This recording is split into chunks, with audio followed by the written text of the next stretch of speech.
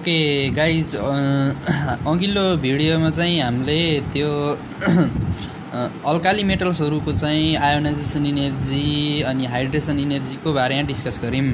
अब अल्काली मेटलहरू चाहिँ liquid एमोनियासँग soluble भयो भने कस्तो प्रपर्टीहरू देखाउँछन्, लिक्विड एमोनियासँग सोल्युबल हुन्छ कि नै भन्ने कुरोको डिस्कस गर्छौँ। अब सोल्युबिलिटी आज पढ्ने चाहिँ हामीले solubility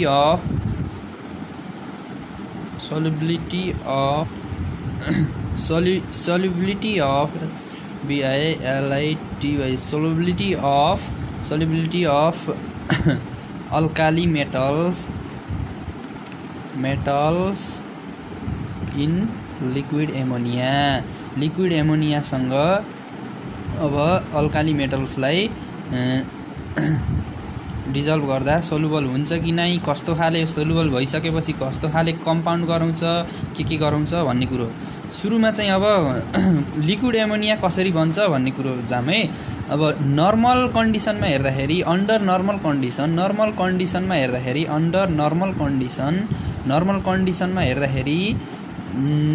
normal condition ammonia exist as gas. Normal कन्डिसनमा जहिले नि एमोनिया चाहिँ के ग्यास, उसमा ग्यासियस स्टेटमा ammonia exist as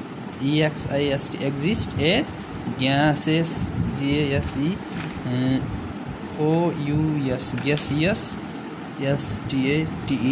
state. Normal कन्डिसनमा चाहिँ एमोनियाले जहिले पनि के गराउँछ, ग्यासियस स्टेटमा एक्जिस्ट हुने भएकाले यो नर्मल कन्डिसनमा भयो। त्यसपछि त्यसपछि however it is condense below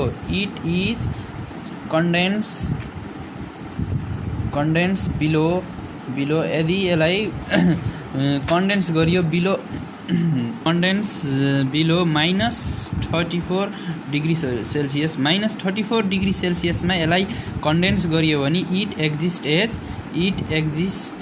as यो चाहिँ के को एक्जिस्ट गर्छ, एक्जिस्ट एज लिक्विडको एक्जिस्ट गर्छ। यदि -34 डिग्रीबाट तल झारियो भने यो चाहिँ इजिली कन्डेन्स भएर कि ग्यासबाट कन्डेन्स भएर लिक्विड अवस्थामा गइदिन्छ। अब यो लिक्विड एन्ड गिभ के दिन्छ, -34 डिग्रीमा गइसकेपछि गिभ लिक्विड एमोनिया दियो है, लिक्विड एमोनिया भन्ने कुरो दियो है। अब यसलाई रियाक्सनमा देखाउँदाखेरि NH3 भनेको मोलिक्युल हो जुन चाहिँ ग्यासियस स्टेटमा छ। यदि यसलाई -34 डिग्रीसम्म सेल्सियससम्म हिट दिइयो भने -34 डिग्री सेल्सियससम्म टेम्परेचर मेन्टेन गर्न सक्यो भने इजिली कन्डेन्स भएर के भन्छ, लिक्विड एमोनिया NH3 लिक्विड बन्छ हो। अब लिक्विड बनिसकेपछि यदि कुनै इम्प्युरिटी छैन अथवा युभी रेडिएसन छैन, यदि कुनै युभी रेडिएसन छैन र कुनै यदि एउटा इम्प्युरिटी पनि छैन भने अल्काली मेटल्सहरू अथवा अल्कलाइन अर्थ मेटल्सहरू एक्सेप्ट बेरिलियम है, फेरि अल्कलाइन अर्थ मेटलमा सबै डिजल्भ भएर लिक्विड एमोनियामा डिजल्भ हुन्छ र डिजल्भ भइसकेपछि यसले हाइड्रोजन ग्यास पनि इभोल्युसन गर्दिन भन्न खोजेको। In the absence of any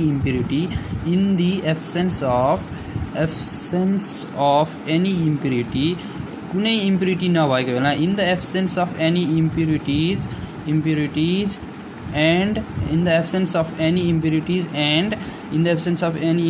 and UV radiation alkali metals अथवा अल्काली मेटल्सहरू के गर्छन्, मेटल्सहरू इजिली डिजल्भ भनेको घुल्छन् in liquid ammonia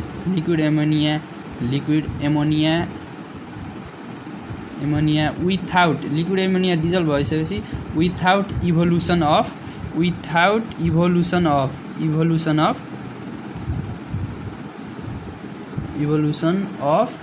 H2 gas, hydrogen gas पनि इभोल्युसन गर्दिनन्, ओन्ली डिजल्भ मात्रै भएर के बनाउँछन् भन्दाखेरि form a metal ammonia solution solution हो मेटल एमोनिया सोल्युसन बन अब यो किन गराइएको हो त यो डिजल्भ किन गराइयो मेटल एमोनिया सोल्युसन किन गराइयो भन्दाखेरि यदि अल्काली मेटल्सहरुमा कुनै इम्प्युरिटिजहरु कन्टेन्ट छ भने के गरिन्छ भन्दाखेरि मेटललाई सल्भेन्टसँग डिजल्भ गराएर सोल्युसन बनाइन्छ सोल्युसन बनाइसकेपछि त्यसलाई यदि इभापोरेसन गराइसकेपछि के हुन्छ भन्दाखेरि सोल्युसनमा भएको सल्भेन्टलाई इभापोरेट गरिन्छ इभापोरेट गरिसकेपछि बाँकी रहेको प्योर मेटल चाहिँ के हुन्छ एकदम प्युरिफाइड भइदिन्छ त्यसकारणले हामीले यो लिक्विड एमोनिया बनाइन्छ अब जस्तै लिक्विड एमोनिया चाहिँ अब अल्काली मेटल बाहेक अल्कलाइन अर्थ मेटलले पनि लिक्विड एमोनियासँग डिजल्भ हुन्छ एक्सेप्ट अल्कलाइन अर्थ मेटलको एक्सेप्ट बेरिलियम बाहेक अरु म्याग्नेसियम क्याल्सियमहरूले पनि के गर्छन् एक्सेप्ट बेरिलियम बाहेक अरु सबैले के गराउँछन् लिक्विड एमोनियासँग डिजल्भ भएर मेटल एमोनिया सोल्युसन बनाउँछन् है त्यसपछि कोही ल्यान्थनाइट इलिमेन्ट्सहरूले पनि लिक्विड एमोनिया सोल्युसनसँग डिजल्भ भएर चाहिँ अरु मेटल एमोनिया सोल्युसन बनाउँछन् ल्यान्थनाइट इलिमेन्ट्सले पनि है त्यसपछि चाहिँ अब यो सोल्युबिलिटी चाहिँ फेभर गर्छ solubility of metal ammonia solution is favoured by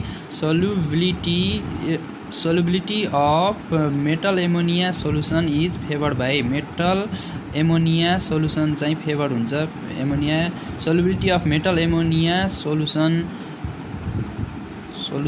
is favored by के बाट फेभर बन्छ भन्दाखेरि फेभर बाइ केले फेभर गर्छ एकदम फेभर गर्ने भनेको बाइ लो आयोनाइजेसन इनर्जी यदि आयोनाइजेसन इनर्जी लो भयो भने पनि सोल्युबिलिटी फास्ट हुन्छ फेभर गर्छ लो आयोनाइजेसन इनर्जी अनि एउटा चाहिँ लो मेटल ल्याटिक इनर्जी पनि के हुनुपर्छ लो हुनुपर्छ लो मेटल ल्याटिक इनर्जी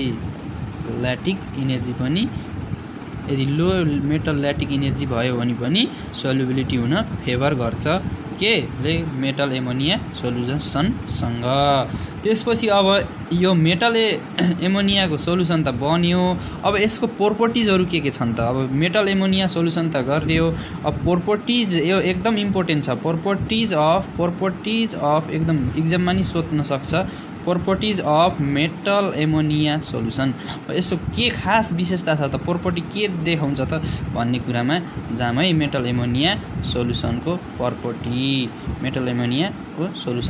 प्रोपर्टी हेरौँ है प्रोपर्टिज अब सुरुमा चाहिँ प्रोपर्टिजमा हेर्न जाँदाखेरि अब अल्काली मेटल चाहिँ मोस्ट इलेक्ट्रोपोजिटिभ नेचर हुने भएकाले अब यसले कस्तो इलेक्ट्रोपोजिटिभ भइसकेपछि अब के गर्छ त भनेपछि अब इलेक्ट्रिकल कन्डक्टिभिटीको कुरा जाम सुरुको प्रोपर्टी भनेको इलेक्ट्रिकल कन्डक्टिभिटी इलेक्ट्रिसिटी कन्डक्ट गर्ने क्षमता अथवा क्यापेसिटी एबिलिटी कस्तो छ के छ भन्ने कुरोमा जाउँ त है डिस्कस गरौँ यसमा ल electrical conductivity the metal ammonia solution चाहिँ के हुन्छन् स्ट्रङली द मेटल एमोनिया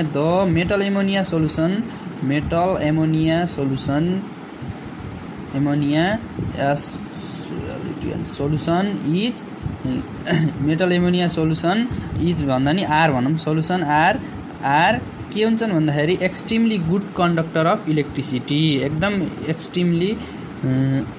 एकदम लार्जली भनौँ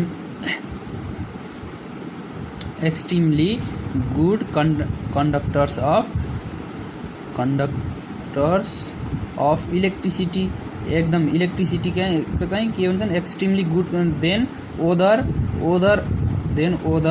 ओदर सिम्पल आयोन्स अरु सिम्पल आयोन्स भन्दा आयोनिक कम्पाउन्ड भनौँ अझै आयोनिक कम्पाउन्ड्स अरु सिम्पल आयोनिक कम्पाउन्ड्स भन्दा पनि यिनीहरू चाहिँ extremely good conductor of electricity हुन्छन्, इलेक्ट्रिसिटी इलेक्ट्रिसिटी इलेक्ट्रिसिटी हुन्छन् है, गुड कन्डक्टर्स अफ इलेक्ट्रिसिटी हुन्छन्। Then other simple ionic compounds, अरू सिम्पल आयोनिक कम्पाउन्ड भन्दा पनि यिनीहरू चाहिँ extremely good conductor of electricity हुन्छन्। यिनीहरू किन यस्तो extremely good conductor of electricity हुन्छन् भन्दाखेरि इट द मेटल एमोनिया किन हुन्छन् भन्दाखेरि द मेटल एमोनिया सोलुसनमा चाहिँ के हुन्छ भन्दाखेरि मेटल एमोनिया सोलुसन यदि डिजल्भ भयो भने dissolve the metal ammonia solution dissolve to form dissolve भइसकेपछि यसले फर्म गर्छ, के फर्म गर्छ भन्दाखेरि एकदम एउटा सल्भेटेड क्याटायन्स एन्ड सल्भेटेड एनायन्स भन्ने यसले फर्म गर्छ। सल्भेटेड क्याटायन्स र सल्भेटेड एनायन्स भन्दा नि सल्भेटेड इलेक्ट्रोन्स फर्म गर्छ जब उसमा डिसोसिएट भयो भने, अथवा डिजल्भ भन्दा नि एमोनिया सोल्युसन डिजल्भ भन्दा नि डिसोसिएट भयो भने है, डिसोसिएट भयो भने चाहिँ के बनाउँछ भन्दाखेरि सल्भेटेड क्याटायन्स र सल्भेटेड इलेक्ट्रोन्स बनाउने भएकाले it is good conductors of electricity or its have higher electrical conductivity than other side, अथवा it have higher electricity conductivity than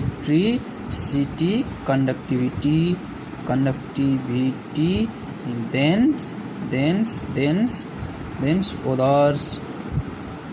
अब के सल्भेटेड क्याटायन्स र सल्भेटेड इलेक्ट्रोन्स बनाउने भएकाले डिसोसिएट गरेर लिक्विड एमोनियाले अथवा मेटल एमोनिया सोलुसनले, त्यस कारणले यसको इलेक्ट्रिकल कन्डक्टिभिटी हाई हुन्छ। अब यसलाई सिम्पली रिप्रेजेन्टेसन गर्दाखेरि मेटल भन्ने एउटा मेटल छ, त्यसलाई चाहिँ एमोनिया सोलुसनसँग डिजल्भ गराइयो भने सिम्पली डिजल्भ गरिसकेपछि यो डिसोसिएट भएर के बनाउँछ भन्दाखेरि एउटा सल्भेटेड क्याटायन्समा जहिले नि के हुन्छ पोजिटिभ चार्ज हुन्छ, पोजिटिभ नेचरमा हुन्छ र इलेक्ट्रोन सल्भेटेड इलेक्ट्रोन बनाइदिन्छ जसमा चाहिँ नेगेटिभ चार्ज आइदिन्छ है। यहाँसम्म भयो यो सल्भेटेड क्याटायन र सल्भेटेड यो इएलसिटिआरएन इलेक्ट्रोन है, यो सम्मको कुरो भयो। यही सल्भेटेड क्याटायन र सल्भेटेड इलेक्ट्रोनको कारणले गर्दाखेरि डिसोसिएट भएर मेटल एमोनिया सोलुसन डिसोसिएट भएर चाहिँ के बनाउँछ भन्दाखेरि सल्भेटेड क्याटायन र सल्भेटेड इलेक्ट्रोन बनाउने भएकाले यो चाहिँ एकदम extremely good conductor of electricity or electrical conductivity चाहिँ एकदम हाइली हुन्छ भन्ने कुरोसम्म यहाँ थाहा भयो है, किन हुने रहेछ भन्ने कुरो पनि थाहा भयो, यहाँसम्म भयो। त्यसपछि अब हामी यो इलेक्ट्रिकल कन्डक्टिभिटी भयो। अब म्याग्नेटिक प्रपर्टी कस्तो छ त फेरि, अब यो म्याग्नेटिक प्रपर्टी पनि देखाउँछ कि नै भन्ने कुरो हेरौँ है। अब म्याग्नेटिक प्रपर्टीमा हामीले डाइम्याग्नेटिक हुन्छ कि सोलुसन प्याराम्याग्नेटिक हुन्छ भन्ने कुरो, प्याराम्याग्नेटिजम हुन्छ कि डाइम्याग्नेटिजम हुन्छ भन्ने कुरो हेर्छौँ है।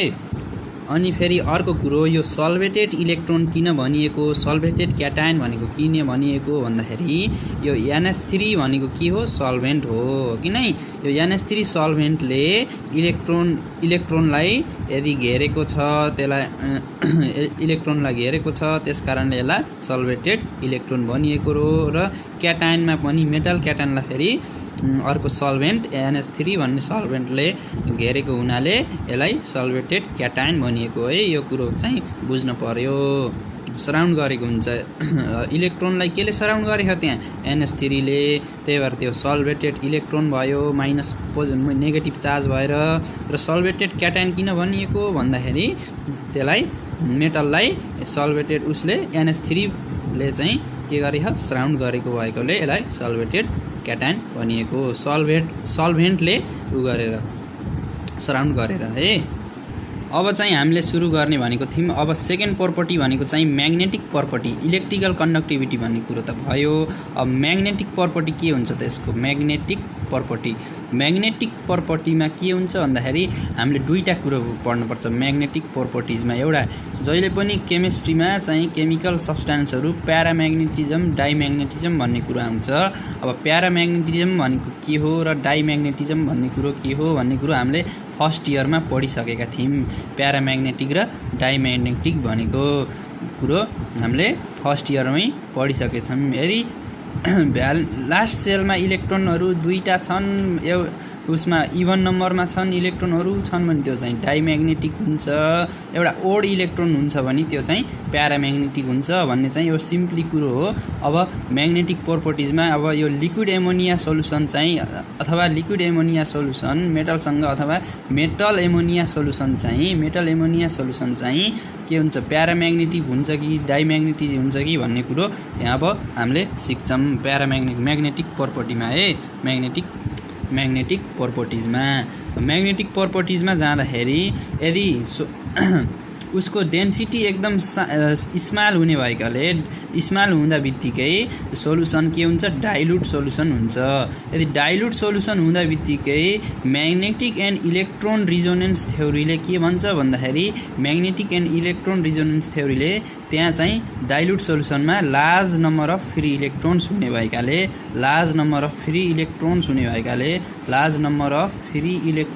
भएकाले डाइल्युट सोलुसन जहिले पनि डाइल्युट सोलुसनले के बिहेभ गर्छ भन्दाखेरि डाइल्युट सोलुसन चाहिँ स्ट्रङली के हुन्छ?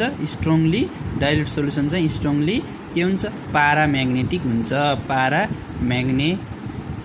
म्याग्नेटिक हुन्छ भन्ने कुरो जान्यौँ। यदि फेरि बिस्तारै सोलुसनको कन्सन्ट्रेसन बढाउँदै गइयो, कन्सन्ट्रेसन बढाएर डाइल्युटबाट पनि अझै कन्सन्ट्रेसन बढाएर कङ्क बनाउँदै गयो भने प्याराम्याग्नेटिजम डिक्रिज भएर यो के भइदिन्छ? डाइम्याग्नेटिक नेचरमा हुन्छ भन्ने कुरो चाहिँ यो म्याग्नेटिक प्रपर्टीमा हामीले पढ्छौँ। यो कुनमा यस्तो हुने रहेछ भन्दाखेरि यदि मेटल एमोनिया सोलुसन यदि डाइल्युट स्टेटमा छ भने जहिले पनि डाइल्युट स्टेटमा के हुन्छ? लार्ज नम्बर अफ फ्री इलेक्ट्रोन्सहरू हुने रहेछन्। फ्री इलेक्ट्रोन्सको कारणले गर्दाखेरि यो चाहिँ के हुने रहेछ? स्ट्रङली प्याराम्याग्नेटिक। यदि कन्सन्ट्रेसन बढाउँदै गइयो भने कन्सन्ट्रेसन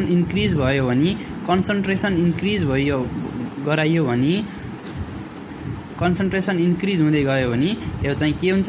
डाइम्याग्नेटिक हुन्छ। डाइम्याग्नेटिक बिहेभ गर्दै जान्छ।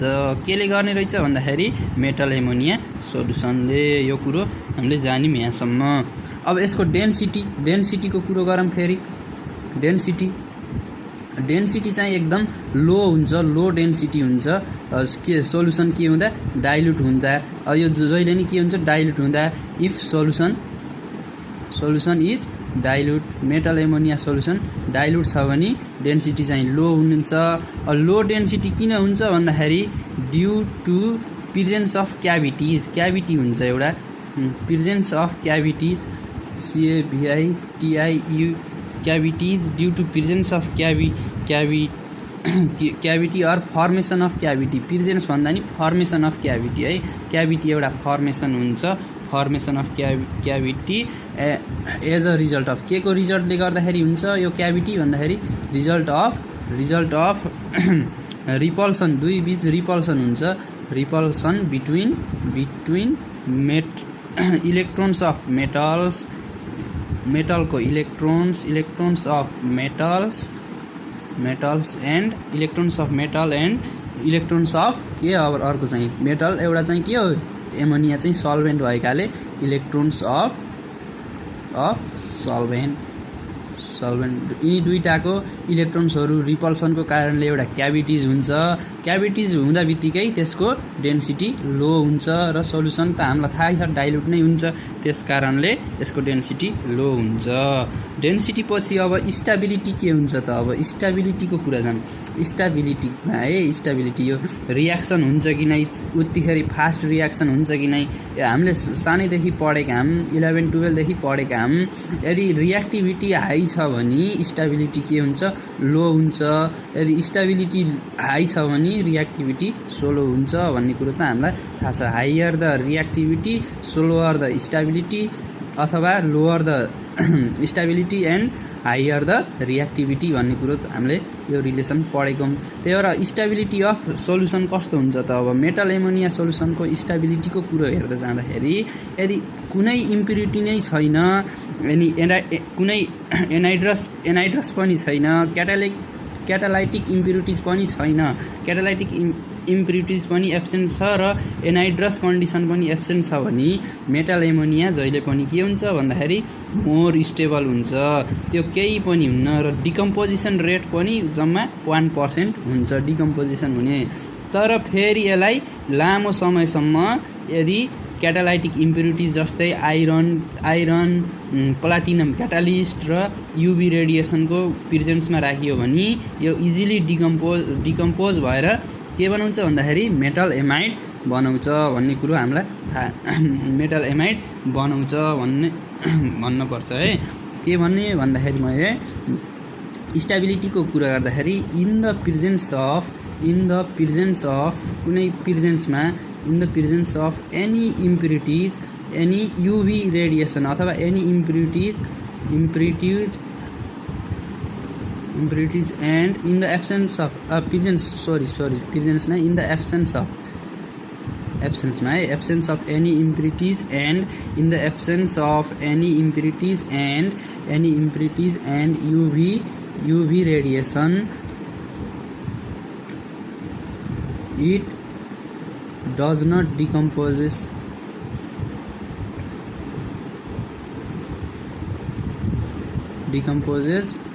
and exist as very stable form। यो स्टेबल फर्ममा हुन्छ है, रिएक्सनमै भाग लिन्न यो। यदि कुनै एब्सेन्स अफ एनी इम्प्युरिटिज र युभी रेडिएसनको स्टेट भयो भने यो डिकम्पोज पनि हुँदैन र exist as very stable form र स्टेबल फर्ममा रहन्छ। इफ यदि in the presence of catalytic impurities like impurities के हुन् catalytic impurities like iron and platinum PT and UV radiation को प्रेजेन्स में यदि भयो भने UV रेडिएसन भइसक्यो भने UV रेडिएसन को प्रेजेन्स में चाहिँ के हुन्छ भन्दाखेरि इट इजिली डिकम्पोज भइदिहाल्छ, रिएक्सन भइहाल्छ, decomposes and give a के दिन्छ रिएक्सन भएर give a and easily decomposes and give a के दिन्छ easily decomposes and give a metal amide बनाउँछ। मेटल एमाइड सँगसँगै के पनि दिन्छ amide and hydrogen gas H2 gas is evolve, hydrogen gas पनि इभल्भ गराउँछ। के को इम्प्युरिटिजहरू प्रेजेन्स भयो भने यो स्टेबिलिटी कुरो गर्दाखेरि है, इम्प्युरिटिज हुँदा र नहुँदा यति फरक पर्छ भन्ने कुरो स्टेबिलिटी। अब स्टेबिलिटी पछि यो सोल्युसनको कलर कस्तो हुन्छ, कलर चाहिँ कस्तो हुन्छ भन्दाखेरि डिप ब्लू इन कलर हुन्छ, डाइल्युट हुँदाखेरि डिप ब्लू इन कलर। यदि कलर चाहिँ के हुन्छ डिप ब्लू हुन्छ इफ सोल्युसन के भएको होला सोल्युसन इज डाइल्युट। यदि सोल्युसन डाइल्युट छ भने चाहिँ यो के हुन्छ डिप ब्लू इन कलर हुन्छ। डिप ब्लू इन कलर किन हुन्छ भन्दाखेरि त्यो चाहिँ सल्भेटेड इलेक्ट्रोन्समा चाहिँ बिचमा के हुन्छ भन्दाखेरि सल्भेटेड इलेक्ट्रोन्स क्याभिटी भित्र रहेको हुन्छ, त्यही इलेक्ट्रोनले गर्दाखेरि चाहिँ के हुने भन्दाखेरि यो ब्लू कलर आउने हो। ब्लू कलर इज एपिपियर्स भन्छ, देखिन्छ किनभने एपियर्स हुन्छ due to presence of electrons in solvated in cavities भनौँ, cavities of solvated केमा solvated केमा presence of electrons in cavities of solvated electron solvated इलेक्ट्रोन्समा भएको इलेक्ट्रोनले गर्दाखेरि चाहिँ यो डिप ब्लू कलर हुन्छ।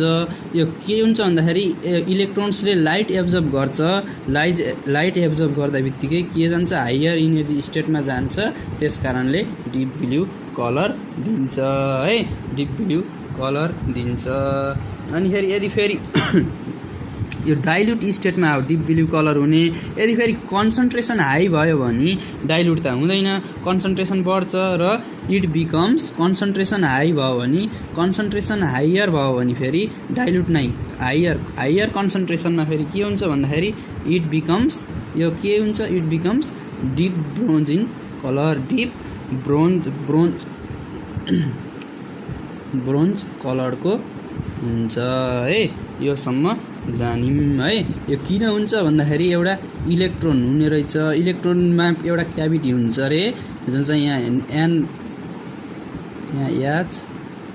एच यो NH3 मोलिक्युल हो है, यहाँ पनि एन, यताबाट नि एच एउटा यहाँ राखिदिउँ, यस्तै एउटा क्याभिटी बनाइदिन्छ, एन एच यता एच राखिदिउँ है, अनि फेरि यहाँ पनि एन यस्तो एच एक प्रकारको यो क्याभिटी बनायो यो इलेक्ट्रोनले गर्दाखेरि।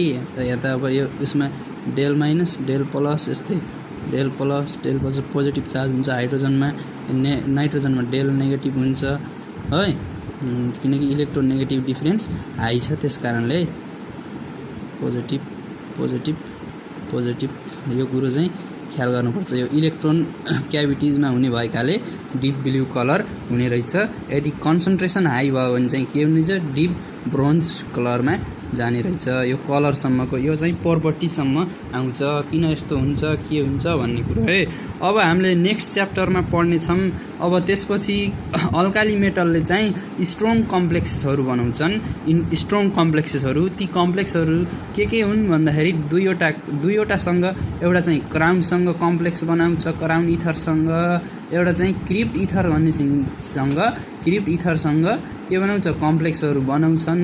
अब कस्ताले बनाउँछन्, किन बनाउँछन्, साइज के हुनपर्छ भन्ने कुरो, यो क्राउन इथर, क्रिप्ट इथर्स र यिनीहरूको इम्पोर्टेन्ट के छ भन्ने कुरो नेक्स्ट उसमा भिडियोमा अपलोड हुनेछ। सँगसँगै अब आउने भिडियोहरूमा राम्रो अर्ग्यानिक केमिस्ट्रीको पनि नोट पठाउने छु, लेख्ने छु र आशा गर्छु यो भिडियो हेरिसकेपछि सब्सक्राइब गर्न नभुल्नुहोला, लाइक गरिदिनु होला। यो हजुरहरूको सानो प्रयासले धेरै खुसी मिल्ने छ मलाई। ल यति भन्छु, धन्यवाद। Now you can do it like this, shake it to the left, or you can do it like that, shake it to the right. All my ladies and my mans and all my ladies.